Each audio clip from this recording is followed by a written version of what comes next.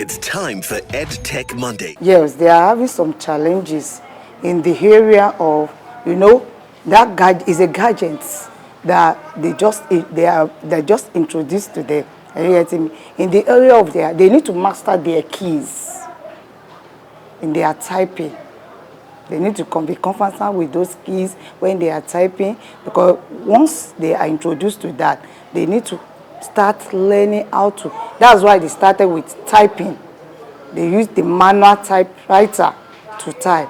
So with their knowledge of typing is what they transfer into the technology devices. But gradually, they are coming out of those challenges. Through the help of the same technology,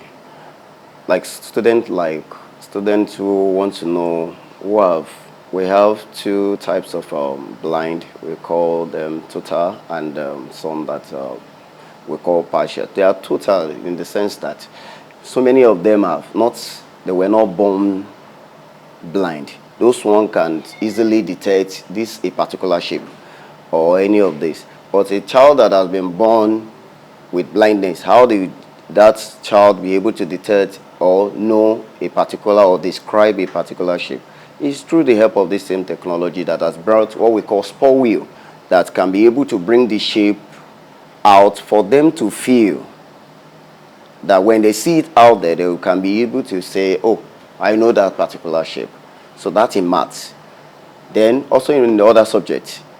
And aside from that, our children can make use of phone. It's still the help of technology.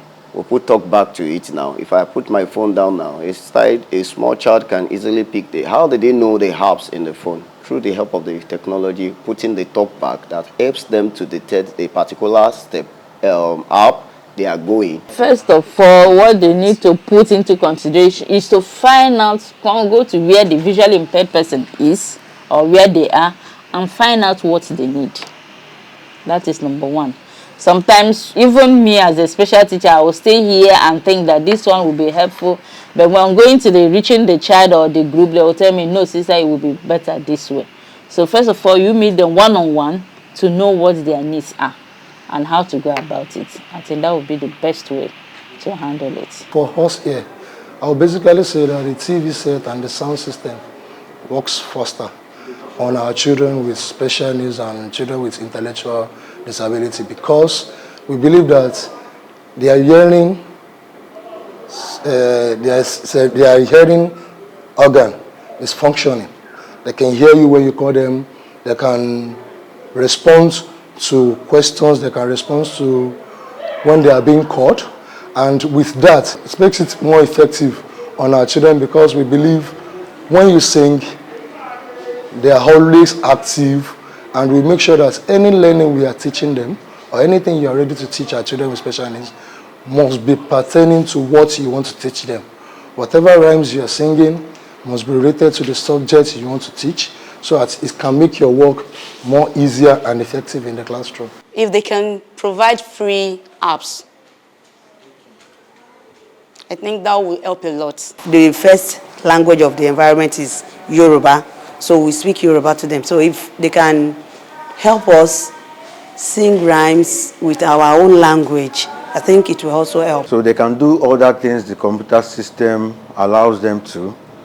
So like we all know that it's not only academic and perceived that the computer system helps technologically. So now in getting these gadgets, sometimes it's not affordable for them. Coming from the fact that these are disabled children, I think first things first is to get them these gadgets. They don't have this.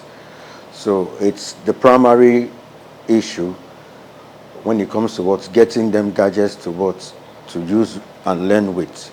So it's secondary issue when we talk about how you can assist them or put in apps that can help them grow in learning or advance in learning. So that's secondary, but primarily I want to really emphasize on the fact that they need these gadgets. Most of them don't have. Just imagine when they are not in school, how would they get to use a computer system? Most of our children don't have a lot. We have a lot of curriculum. and we have to cover all of these things. And a student with a visually or a challenge, we cannot compare them with a normal child and giving them the same duration with the sighted people. And that's normal. We can get the same results with them. So time, they have to cover up. Then 2, we have only maybe one computer teacher that wants to handle them when they have the whole more than 100 students.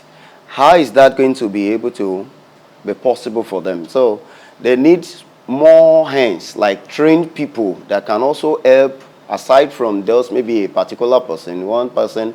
So if we have some helping hands that can also help the teachers to do the work, I can say I know it, but I'm not guru or expert in that particular, but I have to be proving that yes, I'm good in this particular thing. So, but if we have some train, if this one is lacking behind, this other one can come in and help. Their own intellectual stuff is not like the regular learner, so they need to come down to their level. Because here, a learner in primary 1 and our own here, I teach in stimulation, just like more or less primary 1. They cannot compete with their counterpart in primary 1, or let me even say nursery 2. So they need to come down to their level. We need more of the rhymes, because that's what arouses them to learn. Basically, we say that lack of parental care is really affecting children with special needs. So instead of still waiting for them, you have to employ other people who are ready and willing to work, because it's a charity work. So one of the challenges is that the money is not enough for them, and the material too is not also enough for them. So it makes the work cumbersome for them. Number 1, patient. Number 2, you must gain their interest. So if a child is not interested in a particular thing, in special, there are different group of special education or special people. So if a child is not interested in a particular thing, even if you try to pass all the whole knowledge with different skills, a child may not be able to get it. But if the child has an interest in that thing, even before you arrive, the child is already waiting for you. So you must be able to gain the interest of that particular children, so be able to get what you want. There you go. We've heard voices from people who are shaping how we design technology for teaching and learning, especially for learners with special needs and special abilities. To catch up on more of this conversation, join in on EdTech Mondays Nigeria show on YouTube and Spotify. I remain Oluwatobi Fasami. Bye for now. It's time for EdTech Monday.